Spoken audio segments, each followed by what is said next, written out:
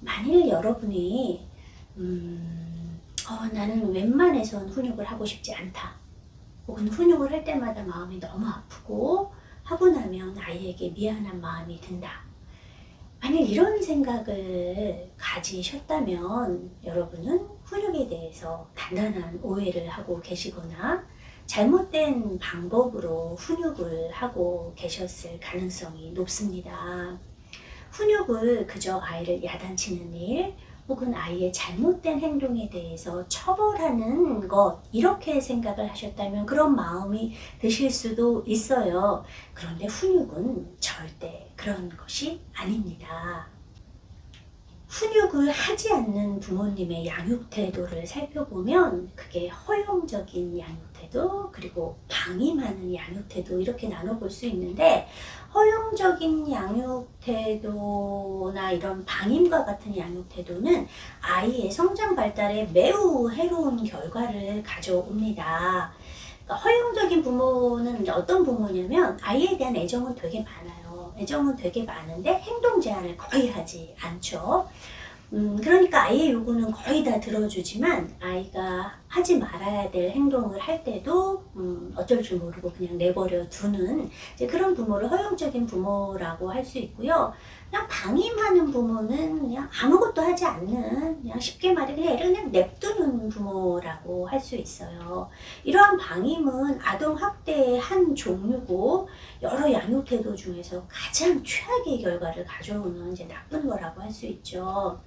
자, 허용적인 양육 태도도 방임만큼은 아니지만 아이들의 성장 발달에 좋지 않은 결과를 이제 갖고 오는데, 연구 결과들을 보면 이런 허용적인 양육 태도를 받은 아이들이 이제 어떠냐, 감정 조절을 이제 잘 못하는 부분들이 많이 나타나고, 과제를 끈기 있게 완수하거나 이제 도전을 잘 해내지 이제 못하는 부분들이 있고요. 쾌락적인 어떤 그러니까 즉각적으로 만족을 주는 활동을 좋아해서 뭐 약물이나 알코올, 도박과 같은 그런 곳에 이제 중독될 가능성도 높다고 나타났고, 학교 중퇴, 뭐 군대에 가서는 불명예 제대, 이런 부분들도 허용적 양육 태도를 지닌 부모 밑에서 자란 아이들에게 많이 발견되는 이제 특성으로 이제 알려져 있어요.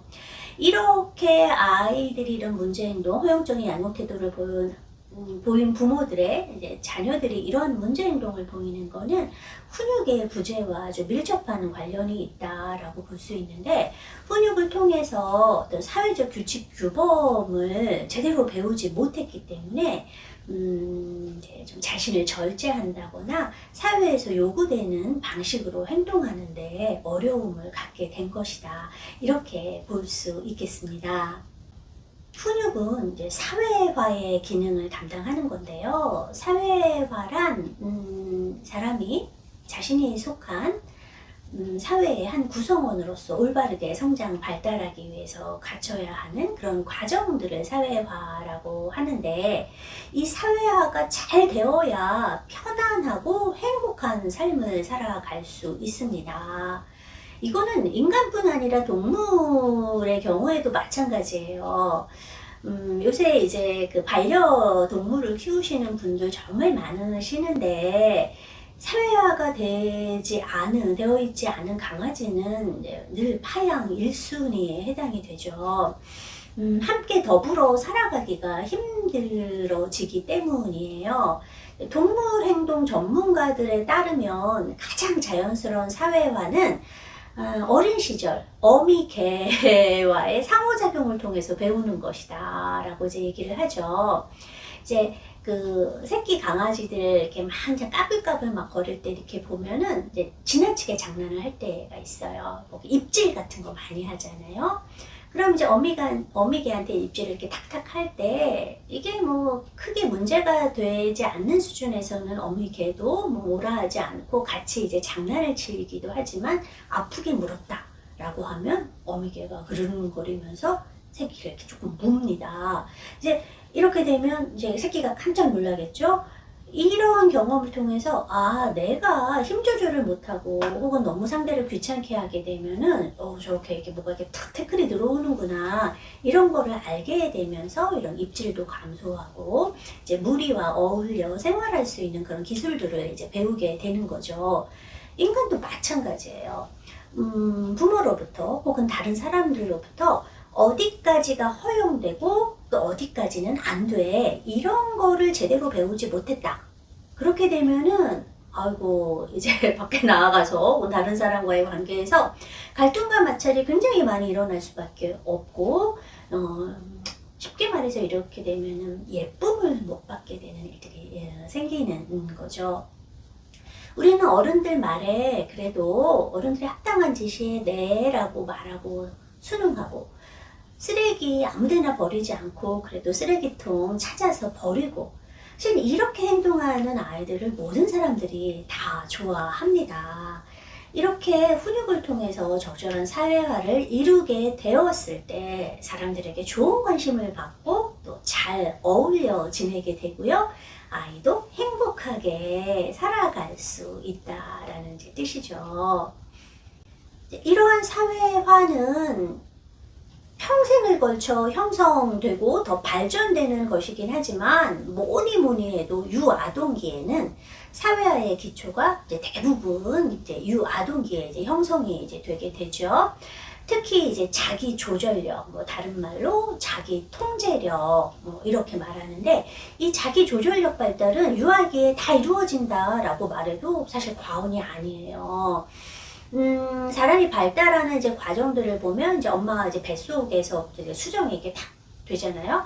이제 수정이 된 순간부터 이제 차곡차곡 하나씩 이제 발달이 이제 이루어지게 되는데 그렇다고 해서 이제 모든 영역의 발달이 똑같은 속도로 똑같은 시기에 동시에 발달되는 것은 아니에요. 그러니까 각 영역이 발달되는, 그러니까 더 잘 발달되는 그런 시기들이 있어요. 그래서 이거를 이제 최적기라고 하거든요. 그래서 영역에 따라 발달의 최적 시기가 있다, 뭐 이렇게 얘기를 하죠. 그래서 이렇게 그 학원 뭐 이런 애들 교육하는 데 보면 막 적기 교육 막 이런 거 나온 게 이 발달의 어떤 최적기가 이제 각 영역에 따라서 다르다. 이제 요거를 겨냥해서 그렇게 이제 하는 거죠.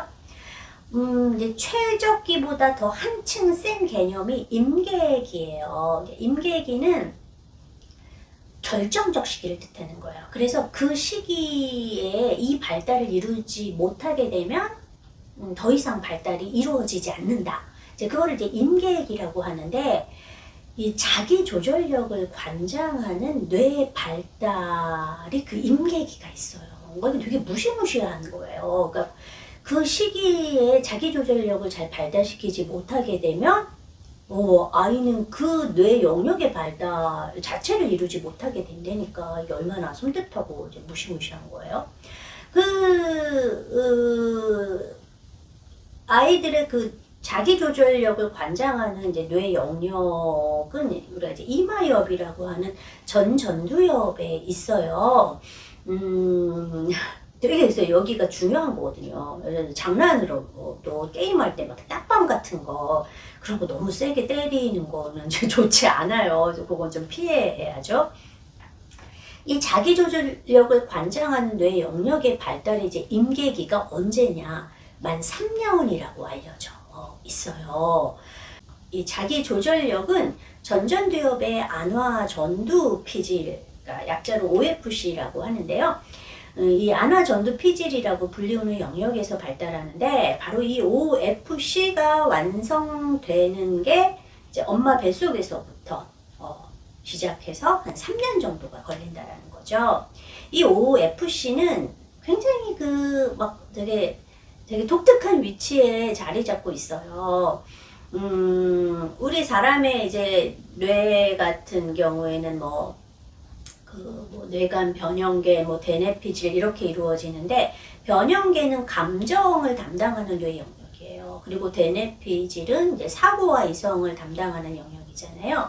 근데 이 OFC가 어디에 있냐면, 그러니까 대뇌피질에 속하긴 하지만 바로 그 감정을 담당하는 변형계와 바로 연결되는 곳에 이 OFC가 딱 자리 잡고 있는 거예요. 그러니까 자기 조절을 잘하려면 이성만 갖고도 안 되고 사실 감정도 느낄 수 있어야 되거든요. 그래서 감정과 사고를 연결하는 그 영역에 이 OFC라는 이 안화 전두피질이 이제 자리를 이제 잡고 있는 거죠. 그래서 이 안화 전두피질은 감정과 사고를 모두 통합하고 통제하는 뇌 영역이다라고 할 수 있고요.